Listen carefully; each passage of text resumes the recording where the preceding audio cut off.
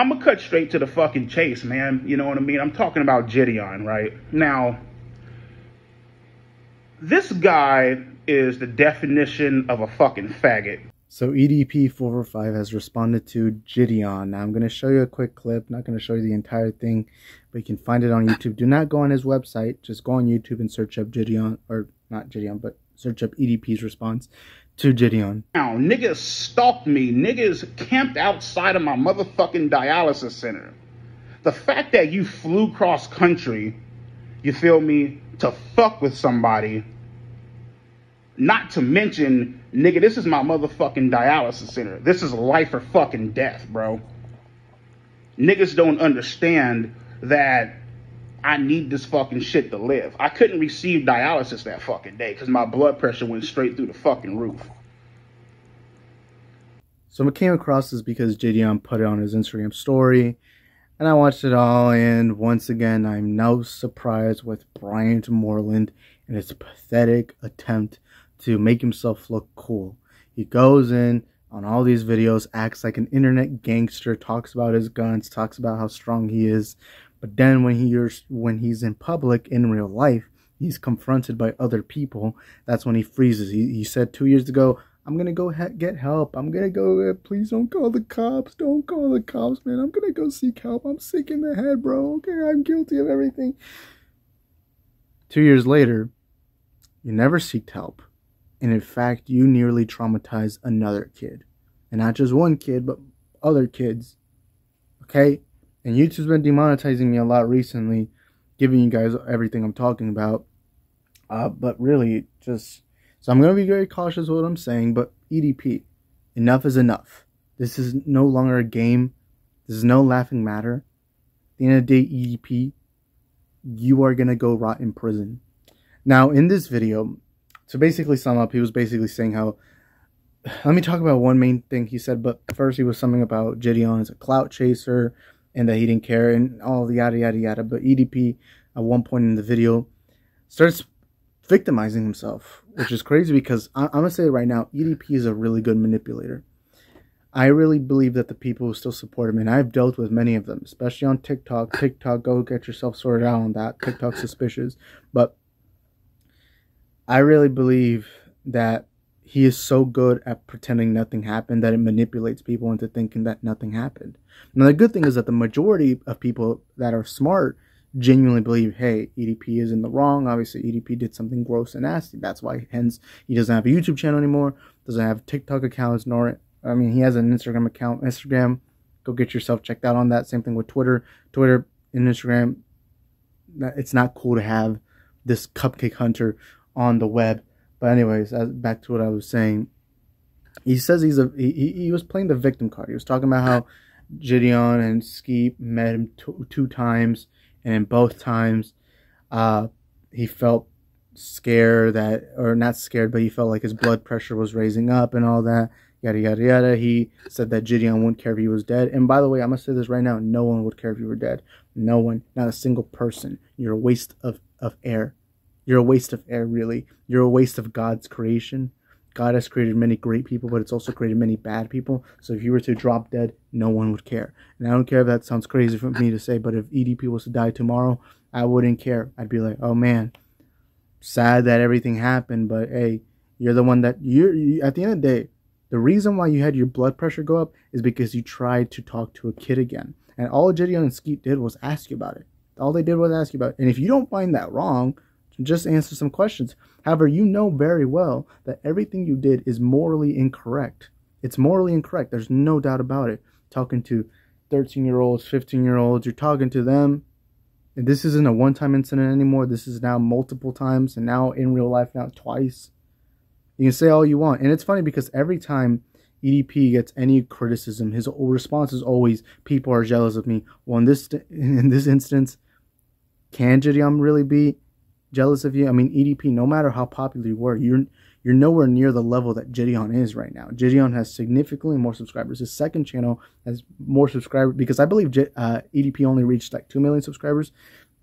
You do know that EDP, EDP, your legacy now is you're going to be known as the cupcake hunter that had a beautiful career or a great career ahead of himself, but you threw it all away for a cupcake. While JiDion is now going to be known as a guy who actually caught a person like you, a person who is a danger to society. But not only that, but he's funny, he's talkative, he's very energetic, he's very open with his fan base, he's very personal, he brings in God, and I love that, and everyone loves that far more than anything you've ever done. So you can't even play that card anymore. The whole jealousy, what the hell does JiDion have for jealousy with you? Not only that, but I mean, when you look at your social media accounts, your Twitter, I believe, only has 3,000 followers, and your Instagram has 7,000 followers. Sure, you have a legacy behind that, but that legacy was tarnished by a cupcake.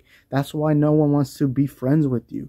People who know you in public, Felipe or whatever, they disavow you because no matter what you want to say, being connected to you is a danger to them just in and of itself, bro. So maybe stop going out there pretending like you're a tough guy when in the real life you just freeze up. If you're so badass, I thought, by the way, it's funny because EDP says that he said multiple times that if he's ever set up again or if he saw Chet Goldstein again, that he would shoot them. Well, this time you had your second attempt. Why didn't you do that? Why didn't you hurt them? I thought you were a tough guy. I thought you were everything. Like, you didn't even hurt. You were just like, oh, kiss my ass, and that was it. Like, you're not a good guy. And that's the thing. You come in here playing the victim and all that, and even after your friend talked to you, because your friend, honestly, that's a real one right there. Your friend critiqued you and tried to talk to you about this. And before you say, I want this to be private, guess what? 2 years ago, on The Catch with Chet Goldstein, you were caught in public in 4K, and you said, I'm going to go get therapy. Please don't call the cops. I'm going to go get therapy. 2 years later, where is that therapy? Where is it? And clearly if you are in therapy, it's clearly not working because you tried to talk to another kid again. You tried to groom another kid. So really, at the end of the day, if you were to drop dead, who would care? Really, like, I'm being completely dead serious. Who would care? Who? At the end of the day, stop blaming everyone and everything for your actions. You tried to apologize 2 months ago. 4 months prior to that, you tried to say that it was all fake and you were just acting. You've tried everything. You've tried to ignore it. You've tried to lie about it. You've tried to pretend like it's nothing. And now you do it again, and the cycle repeats. The cycle repeats. You're untrustworthy. You're creepy, and you're a danger to society and a danger to children all around you. You deserve no remorse and nothing. One day you will die, and you will see God in Judgment Day. And when Judgment Day comes, you're going to have to talk to him. Not me, not JiDion, not anyone else. You're going to have to talk to him. You can go to the shooting range and pretend like you're killing JiDion, Skeet, Chet, CC Unit, Master at Work, whoever. You can pretend like you're killing them, but at the end of the day, it's only killing you. There's a reason why you have kidney failure. God put that in you. God works in mysterious ways. You know, that interview that failed with you and JiDion, it failed, but guess what happened a month later? You actually had to meet him in public. And you ended up looking like a bitch again. You act tough, you talk like you're the GOAT or whatever, but you have to remember that you put down your fan base. You let them down in the process. You let down every single person that's ever counted on you, including me. I was a fan of you, Brian Moreland. I enjoyed your videos. I thought you were funny. But then I found out that you're a danger to kids all around. Then I found out that you're not a person that anyone should be anywhere near. I'm going to tell you this right now, Bryant. If you're a man, because you're not a man, because in this video he starts complaining about how the younger generation only cares about clicks.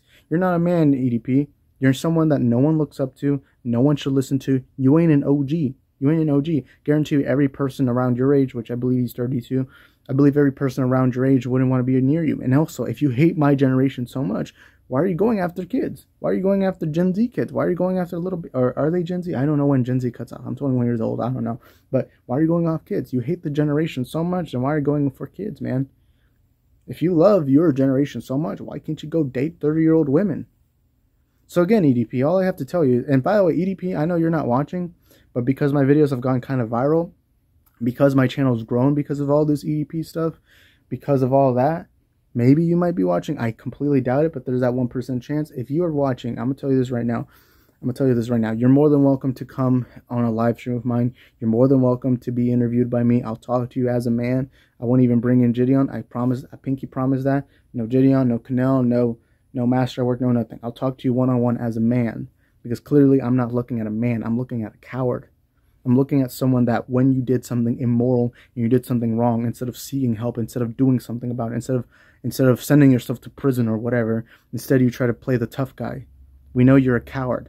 No real man talks to kids that way. No real man is a danger to everyone. A real man protects and provides. You're a 32-year-old man. You don't have a wife. You don't have kids. You got nothing. How are you a man? How are you here telling people what to do when you're over here depending on TikTok? You're crying about losing a TikTok account. You're crying about how another man just exposed you. You're doing this. You're doing that. And you're crying about how you have kidney failure. Maybe you should have gone dieting. If you're such a role model, if you're such a leader, maybe you should have dieted. Maybe you should have been like, oh, hey, guys, this is how you lose weight. This is how you do that. You should have been a better role model. You had a big platform to do it. You had 2 million subscribers, and all you did was spit on their faces by telling them, I don't care about you. I'm going to go harm a child. That's what you ended up doing, Bryant Moreland. Don't come in here acting like you're more moral. Don't act as if you're more superior. Don't act like anything. Because at the end of the day, that's bullshit. You can go in here acting like a gangster. You can go out here and pretend to be somebody else. But at the end of the day, you only got God to speak for. Or God to speak to. Because one day you'll have to talk to him. No BS, no nothing. He knows everything about you. And you may not like what he has to offer to you. So EDP, good riddance. Sayonara. I don't know what I gotta say, but realistically, if you were to drop dead, no one would care. No one. In fact, when you had kidney failure, I'm pretty sure more people were excited than depressed. Alright, EDP? Because the legacy now you left behind is being a danger to children. And that means you're not a man. You talk about how your old generation's so cool. Okay, then why are you talking to kids? If your generation was so cool, you telling me you couldn't find a woman from your generation?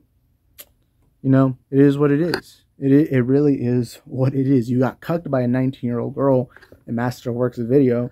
Obviously, that's not the cupcake incident, but or a cupcake incident now at this point. It's not the cupcake incident. Now it's a cupcake. But at this point, you got cucked in front of everyone.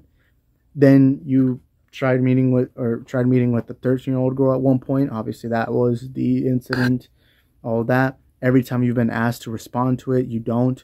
And you've tried many things. Again, you've tried ignoring, you've tried lying, and now you've tried acting tough.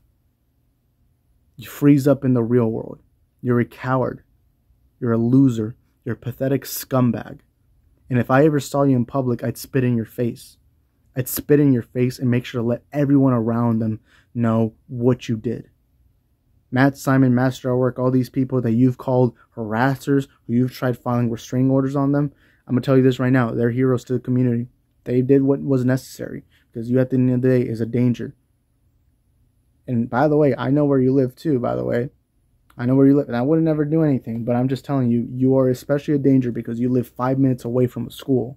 From an elementary. Or it could be elementary or middle school. I don't remember. But you live near those areas. And you live next to a kid too. Everyone knows where you are. And pretty soon, those prison inmates are going to know where you are. And by the way, in prison, prisoners are smart.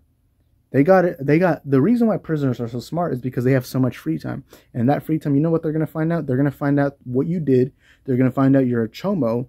But most of all, they'll find out you were famous. You're a famous chomo.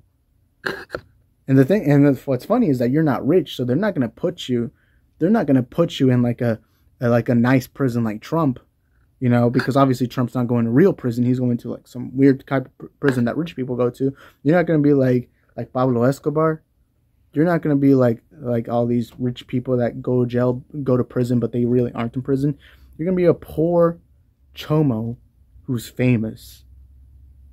And you're also fat. So, all I got to say is you're going to have lots of sex there. Lots of it. But it's not going to be the kind you wanted.